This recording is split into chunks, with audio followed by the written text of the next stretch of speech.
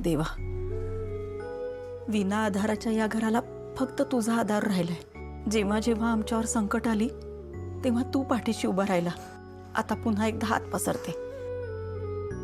माझा अभि, सुजय जिथं कुठं असतील तिथं त्यांना सुखरूप ठेव, पण मनात नको नको ते विचार येतात। माझ्या अभिला माझ्यापर्यंत सुखरूप पोचव, सुखरूप पोचव देवा।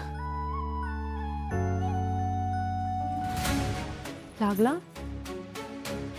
हे दोघं कुठेच दिसत नाहीये। मी चौकापर्यंत जाऊन आले, रिक्षा स्टँडवर पण नाहीये तो। अगं मी ऑलमोस्ट सगळ्या मित्रांना फोन करून बघितलंय, तो कुठेच नाही गेलाय। कुठे असेल दादा? अरे यार, तुम्ही सगळे असे ट्रॅजिक फिल्म सारखं काय रिॲक्ट करताय? दादाला काय होणार आहे? एक मिनिट, सुजय दादा आणि दादा एकत्र गेलेत बरोबर, मग ते एकत्रच असणार, इतकं काय रिॲक्ट करताय? आणि मगाचपासून ना मी आणि प्रीतीताईने ढीगभर लोकांना कॉल केलेत, कोणाचा ना कोणाचा तरी कॉल बॅक येईल। तुम्ही जरा शांत राहा। आणि मला ना खरं तर मनापासून वाटते की पुढच्या 5 मिनिटात एकतर दादाचा कॉल येईल किंवा सुजय दादा आणि दादा स्वतःच प्रकट होतील।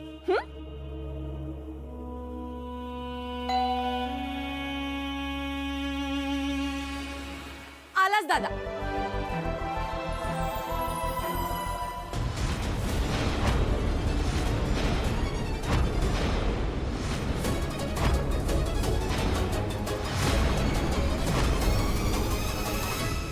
अभिजित सावेकरांचं घर हेच आहे का?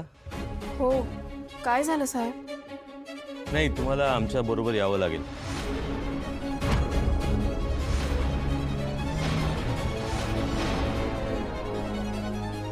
का पण काय झालं काय साहेब? नाही सांगतो, सगळं सांगतो, पण आधी तुम्हाला आमच्या बरोबर यावं लागेल। अहो साहेब, आम्ही येतो, पण काय झालं ते सांगाल का? म्हणजे माझ्या भावाने काही केलंय का? काहीतरी कल्पना द्या ना। म्हणजे हे बघा, अभिजित सावेकरांच्या रिक्षाचा ऍक्सिडेंट झालाय।